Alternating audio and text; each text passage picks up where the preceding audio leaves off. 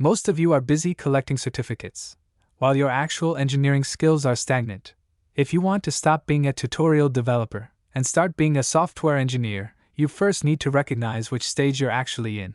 Because knowing React doesn't make you an architect. Stage 1, the tutorial junkie. You've got 10 Udemy courses half finished. Your GitHub is full of weather apps, to-do apps, and clones that all look the same. You think you're learning because you can follow a 40-hour course. You're not. You're just copying instructions. You know some HTML, some CSS, some JavaScript. But the moment you're asked to build something from a blank screen, you freeze, so you open YouTube again. And in 2025 this got worse. You're not even following tutorials anymore.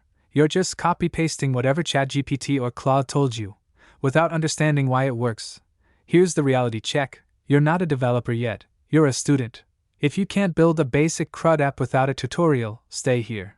Stop chasing new frameworks, and actually understand the ones you already don't. Stage 2 is the feature factory. This is where most junior developers live. You're building full-stack apps now. React on the front end, Express on the back end, some database you barely understand. The code works. Technically, there are no tests. State management is chaos. Your MongoDB queries are unindexed and slow.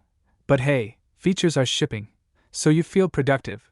This is also where reality hits. You realize coding is maybe 20% of the job. The rest is debugging, reading error messages, and wondering why your CSS just broke another component. You're a builder, but you're a messy one. Stage 3, the realist. This is the mid-level transition. You've been burned by your own bad code enough times that you finally start caring about maintenance. You stop chasing the newest tech and start choosing the boring tech that doesn't break at 3 in the morning. You write tests, not because someone told you to, but because you're tired of being the person who broke production. You start caring about things like API versioning, security, CI pipelines, and reading documentation instead of just a top Stack Overflow answer. Here's the shift.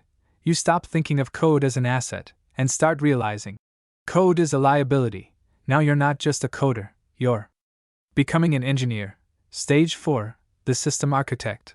At this level, you barely write code. You spend more time preventing bad decisions than making flashy features. You think in trade-offs. Cost, scalability, security. You're not picking tools because they're trending on Twitter. You're picking them because you understand the consequences when things fail. You design systems that survive traffic spikes, outages, and human mistakes. This isn't about being smarter. It's about having enough experience to see disasters coming months before they happen. The industry doesn't need more people who can follow tutorials. It needs people who can solve problems without hand-holding. So figure out where you are. Drop the ego. And do the work.